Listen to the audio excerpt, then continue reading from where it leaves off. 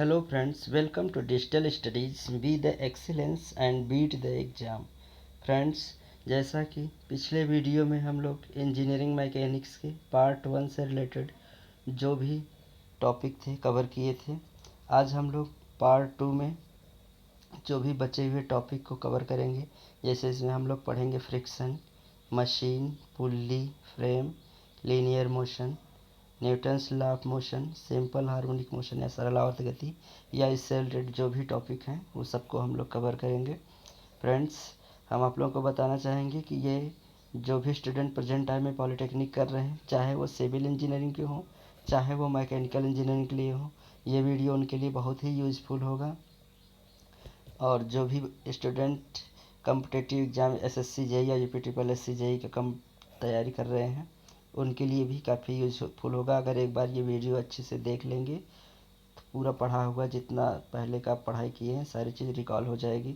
Friends, जैसा कि पिछले वीडियो में कुछ फ्रेंड्स कमेंट किए थे इस बुक के लिए और पीडीएफ के लिए, जो बुक हम लोग यहाँ पढ़ रहे हैं, तो फ्रेंड्स मैंने बुक का लिंक डिस्क्रिप्शन में दे दिया हूँ। साथ ही साथ कुछ इम्पोर्टेंट सब्जेक्ट जैसे जो सिविल और मैकेनिकल दोनों में मिलते हैं, उनका मैं अलग से पीडीएफ दे दिया हूँ। आप लोग चाहें तो वहाँ से ले सकते हैं। बहुत शॉर्ट नोट्स है, बहुत सिंपल तरीके से दिया गया है। आप चाहें तो वहाँ से ले करके एक दो दिन, आप एग्ज़ाम के एक दो दिन पहले आप पढ़ करके जाएंगे तो ये श्योर है, 100% श्योर है कि आपका थ्योरी का एक भी क्वेश्चन नहीं छूटेगा। आप टोटल क्वेश्चन करके आएंगे। तो चलिए बिना किसी देरी का वीडियो स्टार्ट करते हैं। फ्रेंड्स, वीडियो स्टार्ट करने से पहले हम आप लोगों से कहना चाहेंगे कि जो लोग नए हैं मेरे चैनल को सब्सक्राइब कर लें और साथ ही साथ बेल आइकन को भी क्लिक कर लें, ताकि इस तरह के लेटेस्ट वीडियो का नोटिफिकेशन आप तक पहुंचता रहे। तो फ्रेंड्स, हम लोग देखते हैं फ्रिक्शन, घर्षण बल। घर्षण बल सबसे पहले देखते हैं क्या होता है कि जब एक पिंड दूसरे पिंड पर फिसलता है या फिसलने का प्रयत्न करता है तो दोनों पिंडों के संपर्क तल पर स्पर्शी बल क्रिया करता है, जो पिंड की सापेक्ष गति या इसकी संभावना का विरोध करता है। यही विरोधी बल घर्षण बल कहलाता है। फ्रेंड्स, जैसे हम मानते हैं, सिंपल तरीके से मान लेते हैं कि एक गेंद है, हमने फर्श पर उसको लुढ़का दिया, लुढ़कते लुढ़कते कुछ दूर तक जाएगा, उसके बाद स्टॉप हो जाता है। स्टॉप क्यों हो गया? वो चलता क्यों नहीं गया, क्यों रुक गया? रुकने का कारण यही है कि घर्षण, यहाँ जितना जोर ताकत लगाकर हमने उसको फेंका तो वो धीरे धीरे यहाँ ज़मीन भी एक घर्षण बल लगा रहा है, उसे रोकने का कोशिश कर रहा है। धीरे धीरे धीरे धीरे जैसे ही मेरा बल ख़त्म हुआ तो ये घर्षण बल के कारण ये रुक गया। तो इस तरह से कोई भी वस्तु हो, एक दूसरे के साथ अगर चलता है, हम लोग ज़मीन पर चलते हैं तब भी एक घर्षण बल विपरीत दिशा में काम करता है, जो हमें रोकने का प्रयास करता है। हम लोग थक जाते हैं, रोकने का प्रयास करता है, वो घर्षण बल होता है। घर्षण बल निम्नलिखित दो प्रकार का होता है। पहला है स्थैतिक घर्षण, दूसरा गतिक घर्षण।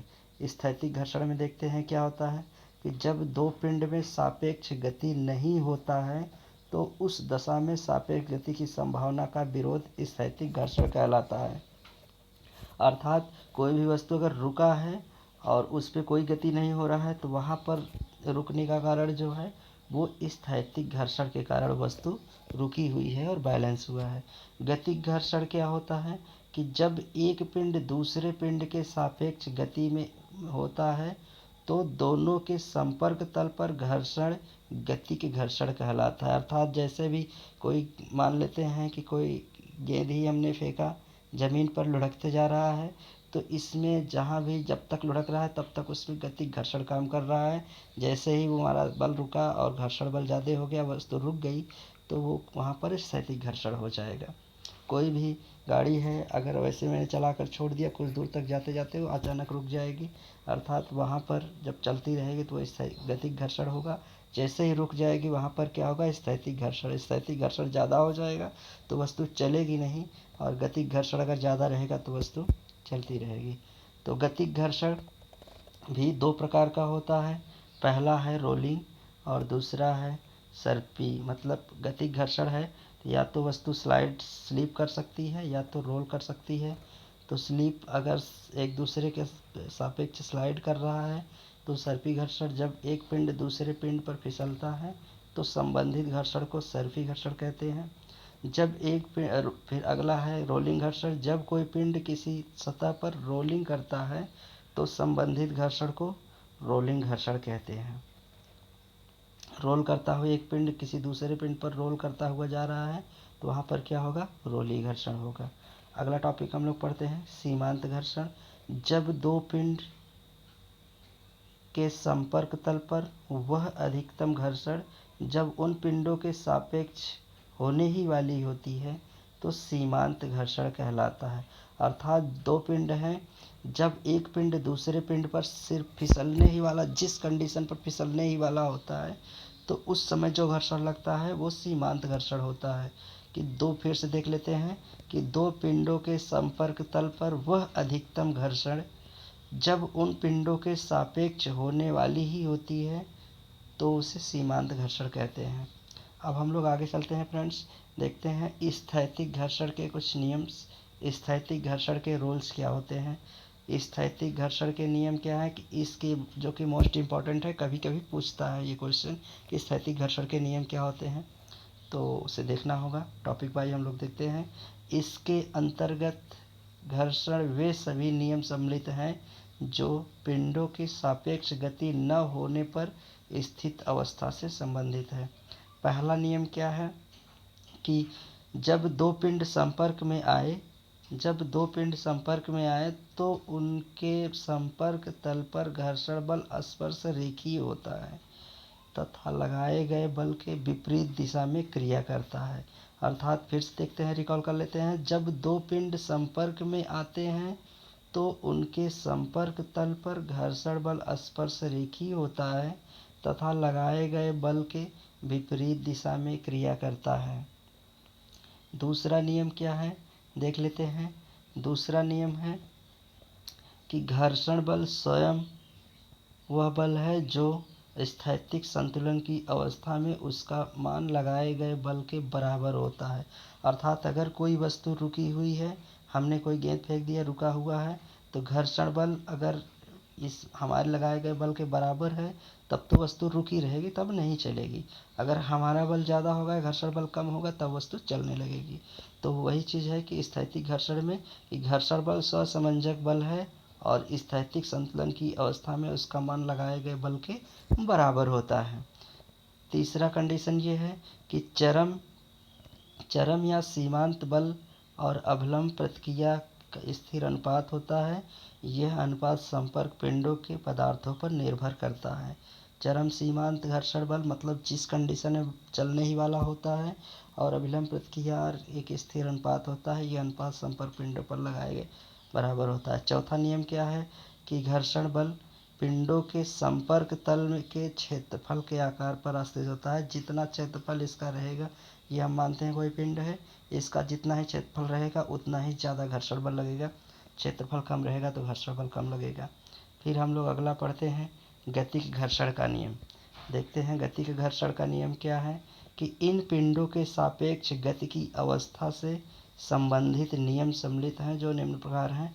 पहला क्या है कि जब पिंडों के सापेक्ष गति होती है तो घर्षण बल की दिशा गति के विपरीत होती है। अर्थात जैसे ही कोई वस्तु अगर चलता हुआ है तो उसको रोकने के लिए घर्षण बल क्या करेगा, इसके विपरीत लगेगा। दूसरा क्या है कि गति घर्षण का मान पिंड की सामान्य सापेक्ष गति के मानों पर निर्भर नहीं करता, वरन यह कांस्टेंट रहता, स्थिर रहता है।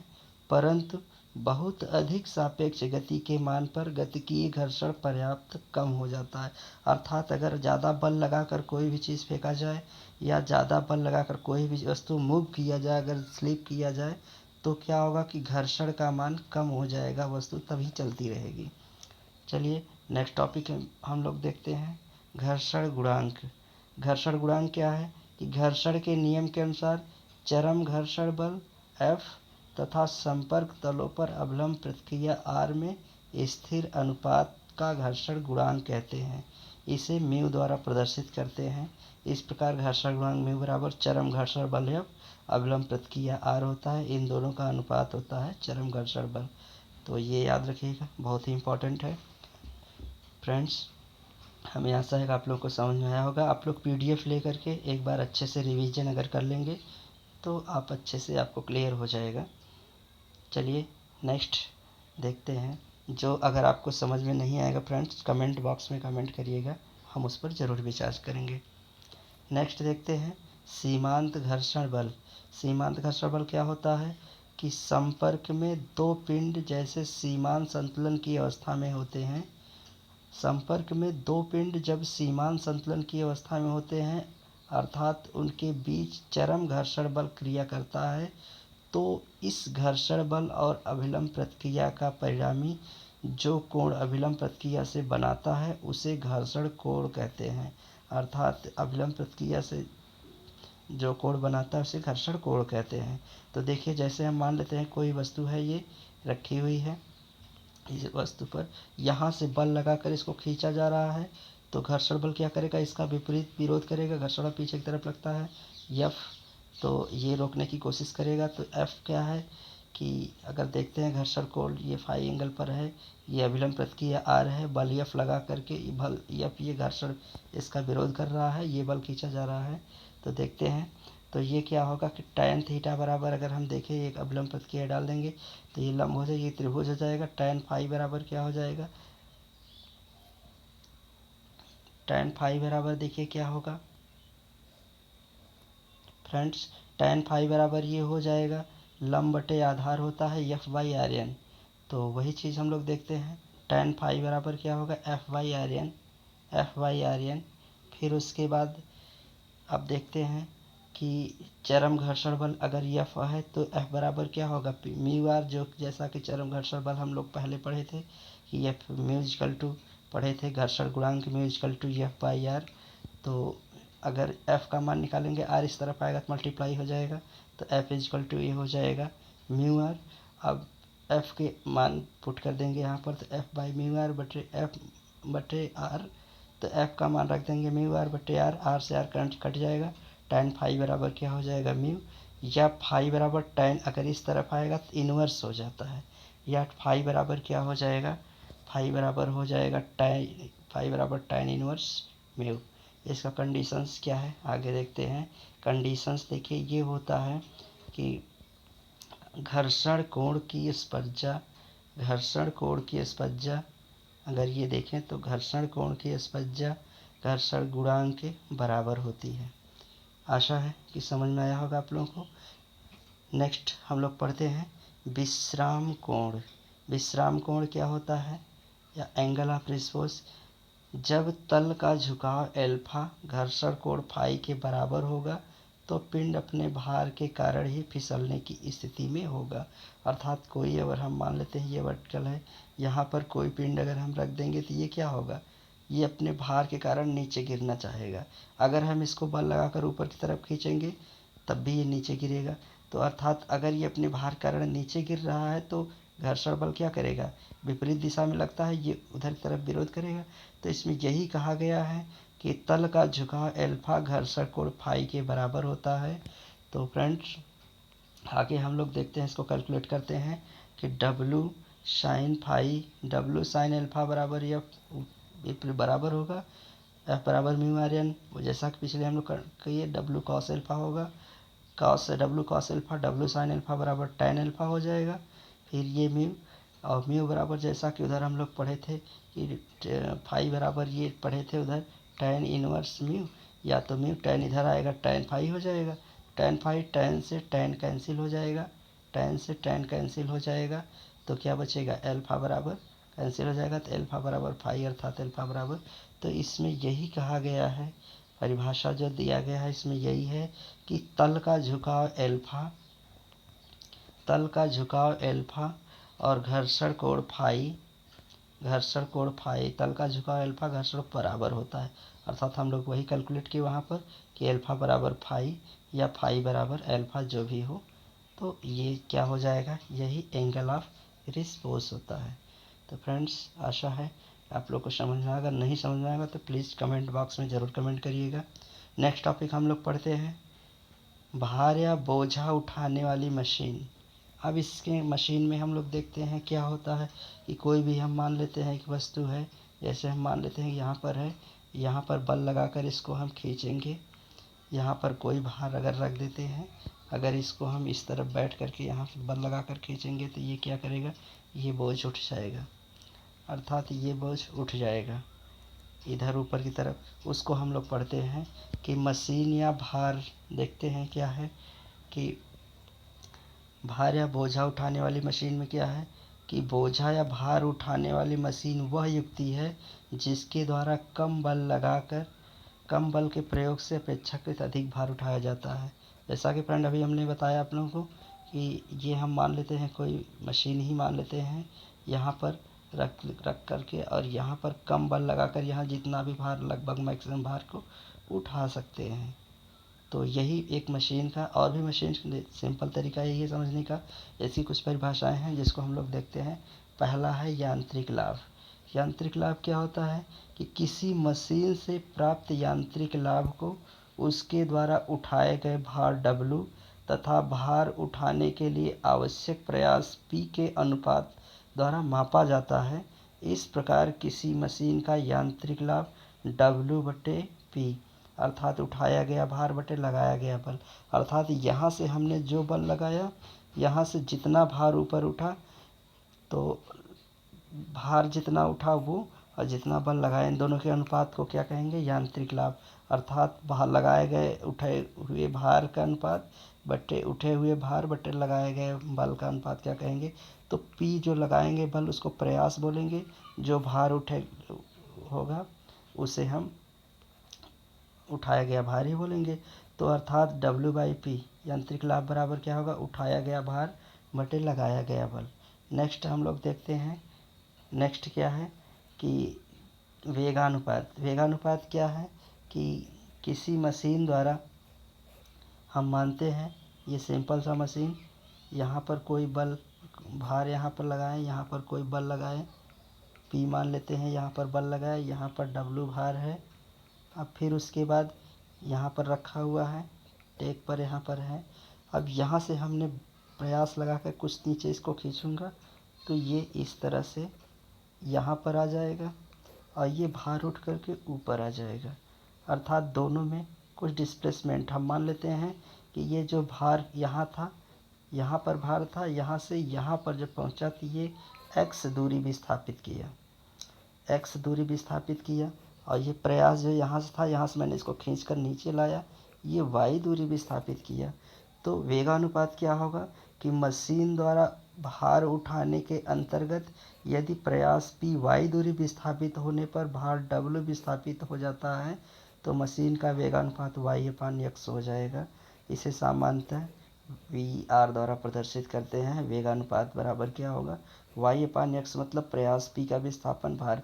प्रयास P जैसे मैंने इसको खींचा, यहाँ y नीचे आ गया, इस पर आ गया, यहाँ पर था, यहाँ से मैंने खींचकर यहाँ पर ला गया तो ये y दूरी विस्थापित हुआ। जब ये यहाँ आएगा तो निश्चित है भार भी ऊपर उठेगा। तो भार यहाँ से मान लेते हैं यहाँ पर आ गया तो x दूरी पर गया, तो y/x लगाए गए विस्थापित प्रयास बटे जितना भार ऊपर उठ रहा है, y/x क्या हो जाएगा, वेगानुपात हो जाएगा। इसलिए मशीन का वेगानुपात उस पर लगाया गया प्रयास P तथा उठाए गए भार W के संगत विस्थापनों का अनुपात होता है। नेक्स्ट टॉपिक हम लोग देखते हैं फ्रेंड्स, मशीन की दक्षता। किसी मशीन की उपलब्ध ऊर्जा तथा दत्त ऊर्जा में अनुपात उसकी दक्षता कहलाती है। इसे नीटा, ये नीटा कहते हैं, इसको नीटा से प्रदर्शित करते हैं। उपलब्ध ऊर्जा और दत्त ऊर्जा देखते हैं क्या होता है। उपलब्ध ऊर्जा कोई मशीन है, जैसे हम मान लेते हैं कि मोटर बाइक ही है, अगर उसमें हम जितना पेट्रोल हम डालेंगे तो वो बाइक कितनी दूरी तक जा सकती है, तो उसमें जितनी दूरी तक जाएगी वो हो जाएगा उपलब्ध ऊर्जा, और जितना मैं पेट्रोल उसमें डालूँगा वो क्या हो जाएगा, दत्त ऊर्जा हो जाएगा। तो अब ये मोटर बाइक का और भी एग्जांपल्स ले सकते हैं। जैसे अभी हम लोग देखा कि पुल्ली मान लेते हैं कि ये है, यहाँ पर अब उपलब्ध ऊर्जा क्या है, ये भार W है, ये भार W है और ये प्रयास P यहाँ लगा रहे हैं। अब उसके बाद प्रयास P जब लगाएंगे नीचे की तरफ तो ये y दूरी विस्थापित होगा, और ये भार डब्ल्यू एक्स ऊपर उठ जाएगा, तो एक्स विस्थापित मतलब ये उपलब्ध ऊर्जा क्या हुआ, डब्ल्यू एक्स ऊपर चला गया, मतलब डब्ल्यू इंटू एक्स हो गया। और दी गई ऊर्जा क्या होगी कि प्रयास पी है, वाई दूरी नीचे है, इसलिए पी इंटू वाई हो जाएगा। तो W X into P into Y हो जाएगा। फिर अगर आगे देखेंगे तो देखिए एक्स अगर नीचे आएगा तो वाई अपान एक्स हो जाएगी, ये Y upon X W by P into Y upon X. अब डब्ल्यू बाई पी क्या है कि डब्ल्यू भार बटे प्रयास के अनुपात को क्या कहते हैं, यांत्रिक लाभ कहते हैं। और वाई अपान एक्स को वेगानुपात, जैसा कि हम लोगों ने ऊपर पढ़ा। तो इसे हम और भी शॉर्टकट फॉर्म में बना सकते हैं कि यांत्रिक लाभ बटे वेगानुपात को भी क्या कहेंगे, मशीन की एफिशिएंसी कहेंगे। फ्रेंड्स, जैसा कि मुझे आशा है कि आप लोगों को एफिशिएंसी, मशीन की एफिशिएंसी समझ में आया होगा। नेक्स्ट टॉपिक हम लोग देखते हैं। फ्रेंड्स, अगर नहीं समझ में आएगा तो आप लोग इसे कमेंट ज़रूर करिएगा, हम आपकी हर कमेंट का आंसर ज़रूर दूंगा। आदर्श मशीन क्या होता है, देखते हैं नेक्स्ट टॉपिक। आदर्श मशीन वह मशीन है जिसमें किसी प्रकार का फिक्सन ही नहीं होता, अतः इसमें ऊर्जा की हानि नहीं होती, इसकी क्षमता 100% होती है। मतलब जितना उसमें आप, अगर हम मान लेते हैं कोई बाइक है तो उसमें कितना हम डालें, अगर उसका एवरेज दे दिया कि ये 100%, 100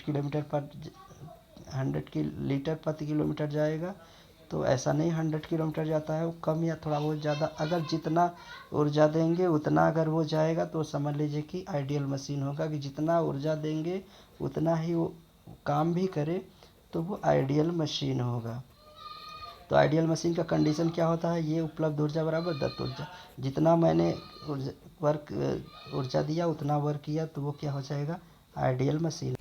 तो फ्रेंड्स, नेक्स्ट टॉपिक हम लोग देखते हैं उत्क्रमणीय ऊर्जा, इसको रिवर्सिबल मशीन बोलते हैं।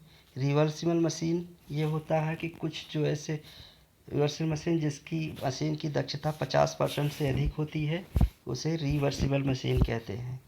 तो इसमें क्या है कि कोई भी हो मशीन ऐसा जिसमें हम जितना वर्क दें, अगर जितना उपलब्ध, मतलब उसको मैं एनर्जी दूं या जितना भी उसको ऊर्जा दूं, अगर वो 50% से ज़्यादा काम करता है तो वो उत्क्रमणीय मशीन अर्थात रिवर्सिबल मशीन कहलाएगा। दूसरा, अनुत्क्रमणीय मशीन या सेल्फ लॉकिंग मशीन, इस स्थिति में मशीन की दक्षता 50% से कम होती है। तो ऐसी मशीन जिसमें हम जितना ऊर्जा दें, अगर वो 50% से कम एफिशिएंसी दे रहा है, तो वो अनुत्क्रमणीय या इरिवर्सिबल मशीन कहते हैं। ठीक है, जैसे हम मान लेते हैं कोई मोटर बाइक है, वो 100 लीटर प्रति किलोमीटर चल रही है। अगर मैंने उसमें 1 लीटर पेट्रोल डाला और वो 50 किलोमीटर से ज़्यादा चल दिया, तो वो रिवर्सिबल कहलाएगा। अगर 50 किलोमीटर से कम चल दिया तो वो इरिवर्सिबल कहलाएगा। अगर वो 100% पूरा 100 किलोमीटर जो उसका टारगेट था पूरा कर गया 1 लीटर में, तो वो आइडियल मशीन कहलाएगा, आदर्श मशीन। तो चलिए फ्रेंड्स, नेक्स्ट हम लोग टॉपिक देखते हैं कि मशीन का नियम। लाफ मशीन, किसी भार उठाने वाली मशीन के संदर्भ में उसके द्वारा उठाए गए भार W एवं इस हेतु मशीन पर लगाए गए P के बीच संबंध को मशीन का नियम कहते हैं।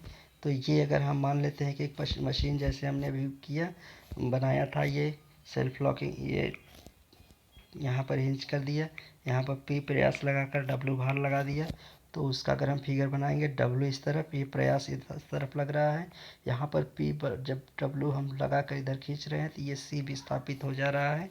तो इसका नियम हम लोग देखते हैं क्या है। मशीन का नियम ये होता है कि P बराबर MW प्लस C है, मेन रूल्स है। यम बराबर क्या है कि इंक्लाइंड रेखा जो गया है, एंगल जो बन रहा है यम, W वेट जो उठ रहा है, C मशीन का घर्षण फ्रिक्शन भी लग रहा है कुछ होता है। अगला हम लोग पढ़ते हैं टॉपिक अधिकतम यांत्रिक लाभ। अधिकतम यांत्रिक लाभ क्या होता है कि भार उठाने वाली मशीन को अधिकतम यांत्रिक लाभ कहते हैं। तो भार उठाने वाली मशीन को अधिकतम यांत्रिक लाभ कहते हैं। यमी बराबर 1/m, मोस्ट इम्पॉर्टेंट है SSC JEE के लिए। ये एक आता है अक्सर, एक लाइन 4 विकल्प में एक दिया रहता है, आपको टिक मारना है, तो 1/m। अधिकतम दक्षता भार उठाने वाली मशीन के लिए अधिकतम दक्षता नीटा बराबर 1/m into V R, 1/m into V R. थोड़ा सा आप लोग कर लेंगे, आ जाएगा। चलिए फ्रेंड्स, तो ये मशीन का रूल्स था। अब लोग हम नेक्स्ट टॉपिक हम लोग पढ़ते हैं घिरनियों के नियम, घिरनियों के निकाय पढ़ते हैं। इसमें घिरनी क्या होता है? घिरनी होता है ये भी कि कोई पुल्ली है, यहाँ पर हमने बल लगाकर यहाँ पर कोई किसी रस्सी द्वारा कोई भार लगाए, यहाँ से खींचेंगे तो ये ऊपर उठेगा आसानी से। तो उसके क्या रूल्स होते हैं देखते हैं कि भार उठाने के लिए कई घिरनियों के प्रबंध निम्न 3 प्रकार से किए जाते हैं, जिसमें कई चल तथा अचल घिरनियाँ प्रयोग की जाती हैं। उसके 3 रूल्स हैं, तीनों रूल्स को हम लोग पढ़ते हैं। पहला रूल्स है घिरनियों का प्रथम नियम में क्या है कि इस प्रकार के निकाय के लिए वेगानुपात क्या होगा? v बराबर 2 के पावर n होगा, जहाँ n बराबर घिरनियों की संख्या। दूसरा नियम क्या है घिरनियों का द्वितीय नियम? इस प्रकार के निकाय में वेगानुपात क्या होगा? n ही होगा, जहाँ n बराबर जितनी घिरनी उतना उसका वेगानुपात होगा। फिर नेक्स्ट टॉपिक हम लोग पढ़ते हैं घिरनियों का तृतीय नियम। इस प्रकार के निकाय के लिए वेगानुपात 2 के पावर n माइनस 1 होता है, अर्थात v बराबर 2 के पावर n माइनस 1 होगा। नेक्स्ट टॉपिक फ्रेंड्स, जैसा भी आपको घिरनी का रूल समझ में आया होगा। 3 ही रूल है। पहला रूल है कि फर्स्ट रूल है कि घिरनियों का फर्स्ट रूल 2 के पावर n, और दूसरा रूल है n, तीसरा रूल 2 के पावर n माइनस 1 कर दीजिए, तो तीनों रूल्स क्लियर हो जाएंगे।